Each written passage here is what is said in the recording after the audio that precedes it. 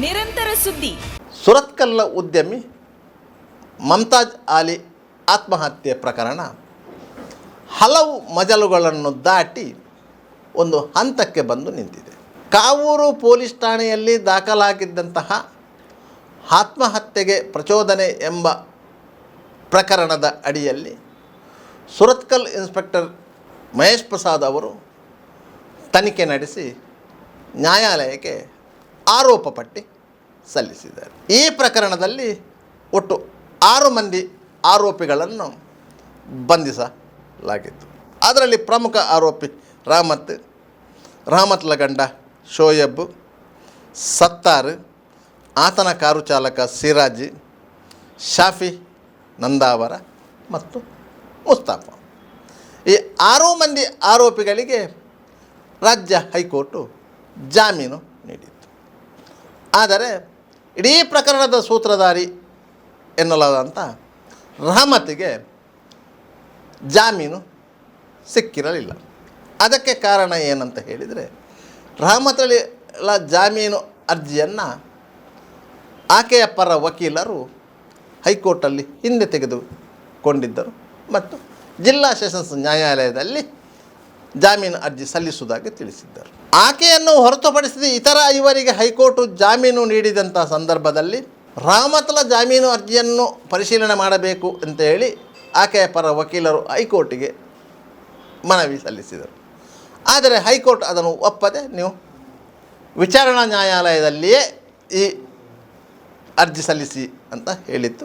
ಅದರಂತೆ ರಹಮತ್ಳ ಪರವಾಗಿ ಸೆಷನ್ಸ್ ಕೋರ್ಟ್ನಲ್ಲಿ ಮರು ಜಾಮೀನು ಅರ್ಜಿ ಸಲ್ಲಿಸಲಾಗಿತ್ತು. ಈ ಅರ್ಜಿಗೆ ಸರ್ಕಾರಿ ವಿಶೇಷ ಅಭಿಯೋಜಕರು ಶಿವಪ್ರಸಾದ್ ಆಳ್ವ ಅವರು ಬಲವಾದ ಆಕ್ಷೇಪಣೆಯನ್ನು ಸಲ್ಲಿಸಿದ್ದರು. ಯಾಕಂತ ಹೇಳಿದರೆ ಇಡೀ ಪ್ರಕರಣದಲ್ಲಿ ಕೇಂದ್ರ ಬಿಂದುವೇ ರಹಮತ್. ಆಕೆಗೆ ಜಾಮೀನು ನೀಡಿದರೆ ಇಡೀ ಪ್ರಕರಣದ ವಿಚಾರಣಾ ಹಂತದಲ್ಲಿ ತೊಂದರೆಯಾಗುವ ಸಾಧ್ಯತೆ ಇದೆ. ರಹಮತ್ ಈ ಪ್ರಕರಣದಲ್ಲಿ ಮಮ್ತಾಜ್ ಆಲಿ ಅವರನ್ನು ತನ್ನ ಬಲೆಗೆ ಬೀಳಿಸಿಕೊಂಡು ಅವರನ್ನು ಬ್ಲ್ಯಾಕ್ ಮೇಲ್ ಮಾಡಿದವಳು, ಅವರಿಂದ ಕೋಟ್ಯಂತರ ರು ಸುಲಿಯಲು ಯತ್ನ ಮಾಡಿದವಳು, ಹಲವಾರು ಲಕ್ಷ ರುಗಳನ್ನು ವಸೂಲಿ ಮಾಡಿದ್ದವಳು. ಅದಕ್ಕೆ ಇತರ 5 ಆರೋಪಿಗಳು ಸಹಕಾರ ನೀಡಿದ್ದರು. ಎಂಸಿಸಿ ಬ್ಯಾಂಕ್ ಲಿಮಿಟೆಡ್ ಬೆಳ್ಮಣ್ಣಲ್ಲಿ ಎಂಸಿಸಿ ಬ್ಯಾಂಕಿನ 19ನೇ ಶಾಖೆಯನ್ನ ಆರಂಭಿಸುವ ಸುಸಂದರ್ಭದ ಪ್ರಯುಕ್ತ ಆಯ್ದ ನಿರಕ್ಕು ಠೇವಣಿಗಳ ಮೇಲೆ ಶೇಕಡ 8.5% ಆಕರ್ಷಕ ಬಡ್ಡಿ ಹಾಗೂ ₹1,200ರಿಂದ ಆರಂಭವಾಗುವ ಅತಿ ಕಡಿಮೆ ಬಾಡಿಗೆಯಲ್ಲಿ ಭದ್ರತಾ ಲಾಕರ್ಗಳು. 113 ವರ್ಷಗಳಿಂದ ನಿಮ್ಮ ಸೇವೆಯಲ್ಲಿ. ಹಿಂದೆ ನಿಮ್ಮ ಹತ್ತಿರದ ಎಂಸಿಸಿ ಬ್ಯಾಂಕ್ ಶಾಖೆಯನ್ನು ಸಂಪರ್ಕಿಸಿರಿ. ದೂರವಾಣಿ ಸಂಖ್ಯೆ 7090701105. Toll free number 180012329966. ಷರತ್ತುಗಳು ಅನ್ವಯ. ರಹಮತ್ಳ ವಾಯ್ಸ್ ರೆಕಾರ್ಡನ್ನು ಮಾಡಿದವನು ಶಾಫಿ ನಂದಾವರ. ಅದು ಆತನ ಮೊಬೈಲ್ನಲ್ಲಿ. ಅದನ್ನು ಆತ ಮುಸ್ಲಿಂ ಸಮಾಜದ ಗಣ್ಯ ವ್ಯಕ್ತಿಗಳಿಗೆ ಕಳುಹಿಸಿ ತನ್ಮೂಲಕ ಮಮ್ತಾಜ್ ಆಲಿ ಅವರ ಮೇಲೆ ಮಾನಸಿಕ ಒತ್ತಡ ಹೇರಿ ಅವರ ಆತ್ಮಹತ್ಯೆಗೆ ಕಾರಣವಾಗಿದ್ದ. ಇದಕ್ಕೆ ಮೂಲ ಕಾರಣ ರಹಮತ್ ಮಮ್ತಾಜ್ ಆಲಿ ಅವರ ಶಾಲೆಯಲ್ಲಿ ಉದ್ಯೋಗಿಯಾಗಿದ್ದಳು. ಈ ಸಂದರ್ಭದಲ್ಲಿ ಇದ್ದಂತಹ ಸಲುಗೆಯನ್ನು ಬಳಸಿಕೊಂಡು ಅವರನ್ನು ಬುಟ್ಟಿಗೆ ಹಾಕಿಕೊಂಡಿದ್ದಳು. ಒಟ್ಟಿಗೆ ಫೋಟೋ ತೆಗೆಸಿಕೊಂಡಿದ್ದಳು. ಈ ವಿಚಾರವನ್ನು ಮುಂದಿಟ್ಟುಕೊಂಡು ಇತರ 5 ಆರೋಪಿಗಳು ಮಮ್ತಾಜ್ ಆಲಿ ಅವರನ್ನು ಬ್ಲ್ಯಾಕ್ ಮೇಲ್ ಮಾಡ್ತಾಯಿದ್ದರು. ಈ ವಿಚಾರ ಅವರ ಮನೆಯವರಿಗೂ ಗೊತ್ತಾಗಿತ್ತು. ಇದರಿಂದಾಗಿ ಸಾಂಸಾರಿಕವಾಗಿ ಬಿರುಕು ಸೃಷ್ಟಿಯಾಗಿತ್ತು. ಇದರ ಪರಿಣಾಮವಾಗಿ ಮಮ್ತಾಜ್ ಆಲಿ ಅವರು ಒತ್ತಡವನ್ನು ತಡೆದುಕೊಳ್ಳಲಾರದೆ ಆತ್ಮಹತ್ಯೆ ಮಾಡಿಕೊಂಡಿದ್ದಾರೆ. ಇದಕ್ಕೆಲ್ಲ ಮೂಲ ಕಾರಣ ರಹಮತ್ ಮತ್ತು ಆಕೆಯ ಜೊತೆಗಿದ್ದ ಸಹಚರರು ಎಂದು ಪೊಲೀಸ್ ಚಾರ್ಜ್ ಶೀಟಲ್ಲಿ ಸ್ಪಷ್ಟವಾಗಿ ಉಲ್ಲೇಖ ಆಗಿದೆ. ಆದ್ದರಿಂದ ರಹಮತ್ತೇ ಇದರಲ್ಲಿ ಇಡೀ ಪ್ರಕರಣದಲ್ಲಿ ಅಪರಾಧಿ.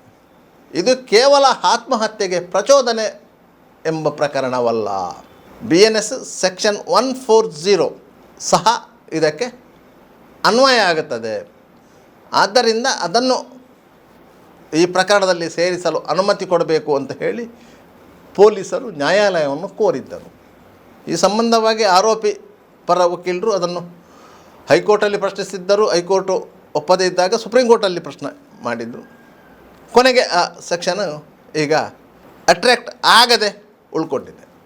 ಒಂದು ವೇಳೆ BNS ಸೆಕ್ಷನ್ 140 ಈ ಪ್ರಕರಣದಲ್ಲಿ ಸೇರ್ಪಡೆಯಾದರೆ 6 ಮಂದಿ ಆರೋಪಿಗಳ ಮೇಲೆ ಕೊಲೆಯಂತಹ ಗಂಭೀರ ಪ್ರಕರಣದ ಆರೋಪ ಒತ್ತುಕೊಳ್ತದೆ.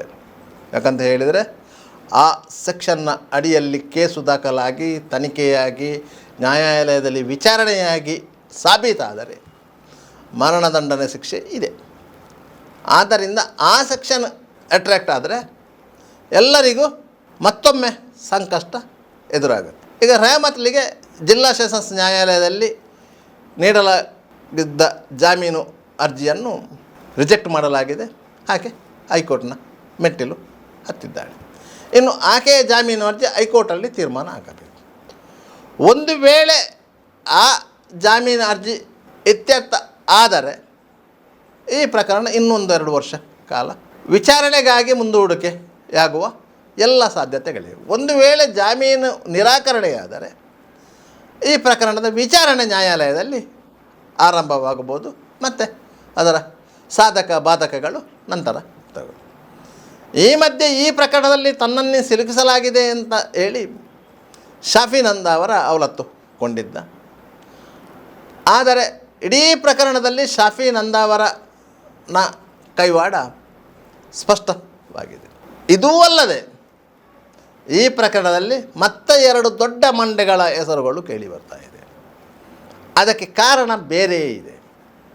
ಮುಸ್ಲಿಂ ಸಮಾಜದಲ್ಲಿ ಗಣ್ಯ ವ್ಯಕ್ತಿಗಳಾಗಿದ್ದಂಥವರು 2 ವ್ಯಕ್ತಿಗಳು ಮಮ್ತಾಜ್ ಅಲಿ ಅವರನ್ನು ಯಾವುದಾದರೂ ರೀತಿಯಲ್ಲಿ ಕೆಡವಬೇಕು ಅಂತ ಹೇಳಿ ಈ ಬ್ಲ್ಯಾಕ್ ಮೇಲ್ ದಂಧೆಕೋರರಿಗೆ ಸಪೋರ್ಟ್ ಮಾಡಿ ಅವರು ದಾಖಲು ಮಾಡಿಕೊಂಡಂಥ ವಾಯ್ಸ್ ಮೆಸೇಜ್ಗಳನ್ನು ಮುಸ್ಲಿಂ ಸಮಾಜದ ಹಿರಿಯರಿಗೆ ಗಣ್ಯರಿಗೆ ಕಳುಹಿಸಿದಂತಹ ಅಪಕೀರ್ತಿ ಆ 2 ಸೇರ್ತಾ ಇದೆ. ಆ 2 ಸಹ ತಮ್ಮ ತಮ್ಮ ಸ್ಥಾನಮಾನವನ್ನು ಉಳಿಸಿಕೊಳ್ಳುವಂಥ ಅನಿವಾರ್ಯತೆಗೆ ಸಿಲುಕಿದವರು. ಯಾಕಂತ ಹೇಳಿದರೆ ಮಮ್ತಾಜ್ ಅಲಿ ಅವರು ಆ ಸ್ಥಾನಮಾನದ ನಿರೀಕ್ಷೆಯಲ್ಲಿದ್ದರು ಮತ್ತು ಅದನ್ನು ಪಡೆದುಕೊಳ್ಳುವಂಥ ಎಲ್ಲ ಅರ್ಹತೆಗಳು ಮಮ್ತಾಜ್ ಅಲಿ ಅವರಿಗೆ ಇತ್ತು. ಒಂದು ವೇಳೆ ಮಮ್ತಾಜ್ ಅಲಿ ಅವರು ಆ ಸ್ಥಾನಮಾನವನ್ನು ಪಡೆಯಬೇಕು ನಿಶ್ಚಯ ಮಾಡಿದ್ದರೆ ಅವರು ಖಂಡಿತವಾಗಿಯೂ ಆ ಸ್ಥಾನಮಾನವನ್ನು ಪಡಿತಾಯಿದ್ರು. ಯಾಕಂತ ಹೇಳಿದರೆ ಮಮ್ತಾಜ್ ಅಲಿ ಅವರ ಹಿನ್ನೆಲೆ ಆ ರೀತಿ ಇತ್ತು. ಅವರ ಜೊತೆಗಿದ್ದಂತಹ ಅವರ ಸ್ನೇಹಿತ ವರ್ಗ ಇರ್ಬೋದು, ಕುಟುಂಬ ವರ್ಗ ಇರ್ಬೋದು, ಧಾರ್ಮಿಕ ವಿದ್ವಾಂಸರಿರ್ಬೋದು, ಯಾರೇ ಇರ್ಬೋದು, ಮಮ್ತಾಜ್ ಅಲಿ ಅವರ ಬಗ್ಗೆ ಒಂದು ಗೌರವವಿತ್ತು. ಅದರಿಂದಾಗಿ ಅವರಿಗೆ ಆ ಉನ್ನತ ಸ್ಥಾನಮಾನ ಆ ಸಮಾಜದಲ್ಲಿ ಸಿಗುವಂಥ ಸಾಧ್ಯತೆಗಳಿತ್ತು. ಆದರೆ ಅದೇ ಸ್ಥಾನಮಾನಕ್ಕಾಗಿ ಕಣ್ಣು ಹಾಕಿದಂತಹ ಪ್ರಸಿದ್ಧ ದರ್ಗವೊಂದರ ಅಧ್ಯಕ್ಷರು ಈ ಕುಯುಕ್ತಿಯಲ್ಲಿ ಪಾಲ್ಗೊಂಡರು ಎಂದು ಸಮಾಜದ ಒಳಗೆ ಹರಡಿರುವಂಥ ಮಾಹಿತಿ.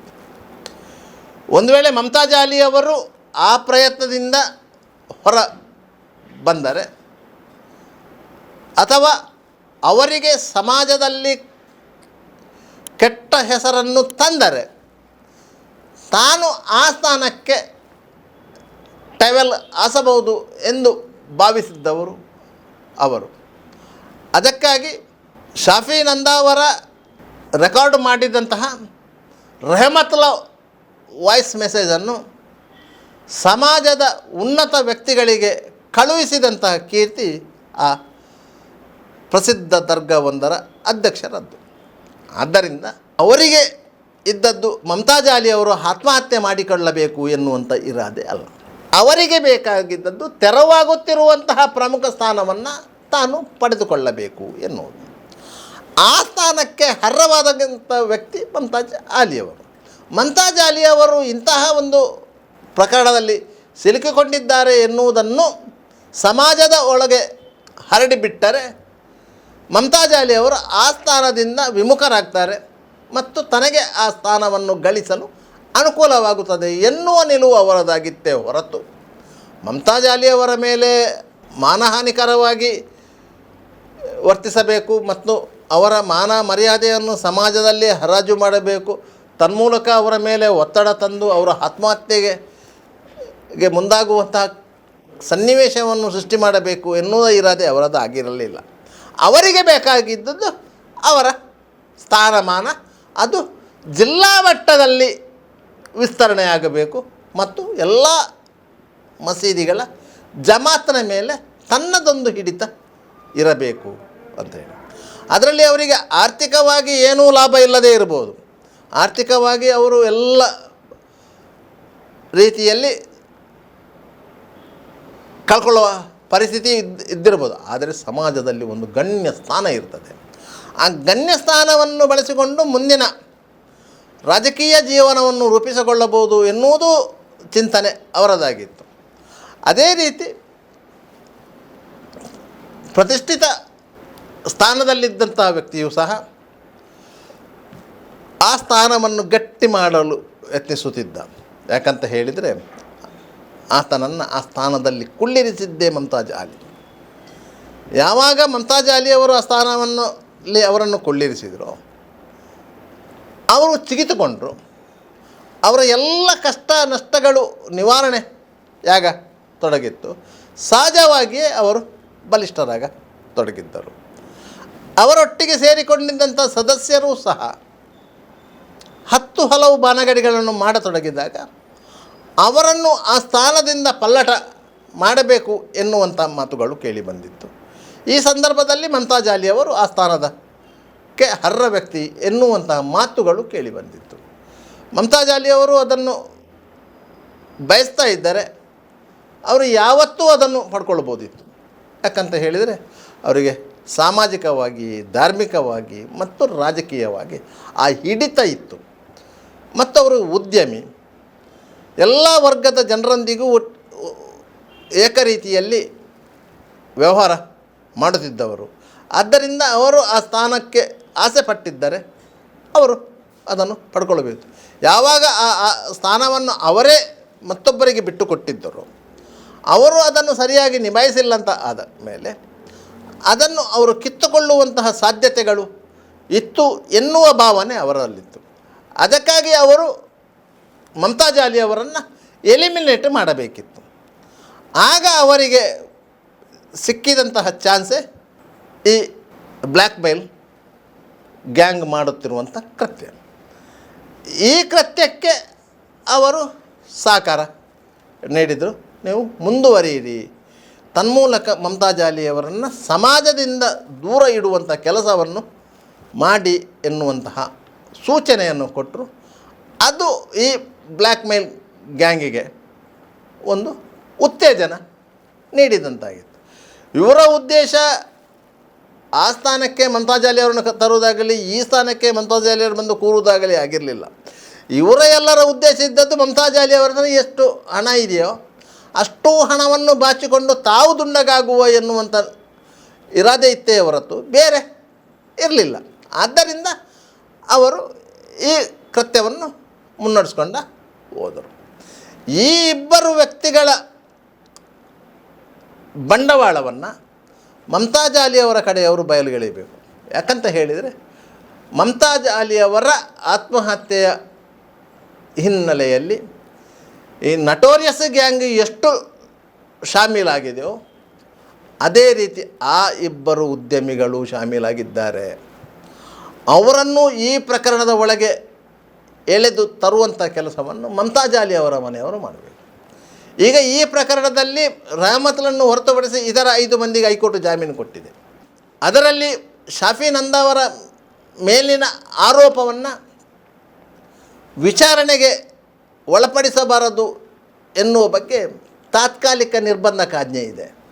ಮಮತಾಜ್ ಅಲಿ ಅವರ ಮನೆಯವರು ಆ ಆದೇಶದ ವಿರುದ್ಧ ಆಕ್ಷೇಪಣೆಯನ್ನು ಸಲ್ಲಿಸಿದರೆ ಆ ನಿರ್ಬಂಧಕಾಜ್ಞೆ ತೆರವಾಗುತ್ತೆ. ಅದಕ್ಕಾಗಿ ಮಮತಾಜ್ ಅಲಿ ಅವರ ಕುಟುಂಬದವರು ಹೈಕೋರ್ಟ್ನ ಮೊರೆ ಹೋಗಬೇಕು.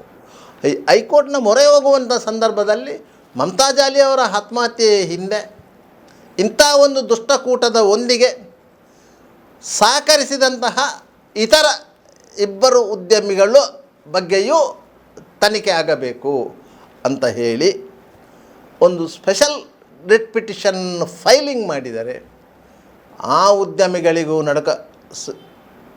ಉಂಟಾಗುತ್ತದೆ. ಆದರೆ ಅದನ್ನು ಮಾಡಬೇಕಾದದ್ದು ಮಮತಾಜ್ ಅಲಿಯವರ ಆತ್ಮಹತ್ಯೆ ಪ್ರಕರಣದಲ್ಲಿ ಯಾರು ದೂರುದಾರರಿದ್ದಾರೆ ಅವರ ಸಹೋದರ ಅವರು ಹೈಕೋರ್ಟಲ್ಲಿ ಸ್ಪೆಷಲ್ ರಿಟ್ ಪಿಟಿಷನ್ ಹಾಕಬೇಕು. ಯಾಕಂತ ಹೇಳಿದರೆ ಇಡೀ ಪ್ರಕರಣದ ತನಿಖೆಯನ್ನು ಅತ್ಯಂತ ಅಚ್ಚುಕಟ್ಟಾಗಿ ಸುರತ್ಕಲ್ ಇನ್ಸ್ಪೆಕ್ಟರ್ ಮಹೇಶ್ ಪ್ರಸಾದರು ಮಾಡಿದ್ದಾರೆ. ಯಾವುದೇ ಸಣ್ಣ ಸಣ್ಣ ಸುಳಿವುಗಳನ್ನು ಅವರು ಬಿಟ್ಟುಕೊಟ್ಟಿಲ್ಲ. ಎಲ್ಲದಕ್ಕೂ ದಾಖಲೆಗಳನ್ನು ಸಂಗ್ರಹಿಸಿದ್ದಾರೆ. ಈ ಎರಡು ಉದ್ಯಮಿಗಳು ಹೇಗೆ ಆ ಪ್ರಕರಣದಲ್ಲಿ ಕೈಯಾಡಿಸಿದ್ದಾರೆ ಎಂಬ ಬಗ್ಗೆಯೂ ಮಾಹಿತಿಗಳು ಕೇಸ್ ಫೈಲಲ್ಲಿ ಇದೆ.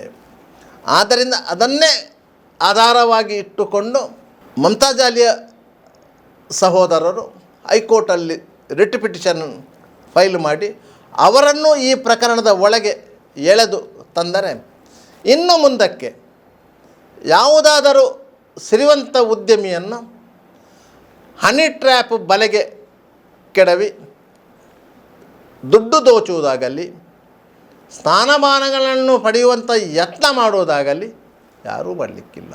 ಯಾಕಂತ ಹೇಳಿದರೆ ಕಾನೂನಿನ ಬಲ ಎಲ್ಲಿವರೆಗೆ ಇರ್ತದೋ ಅಲ್ಲಿಯವರೆಗೆ ವಂಚಕರು, ದಗಾಕೋರರು, ಸುಲಿಗೆಕೋರರು ಎಲ್ಲರೂ ಬಾಲ ಮಡಚಿಕೊಂಡು ಇರ್ತಾರೆ.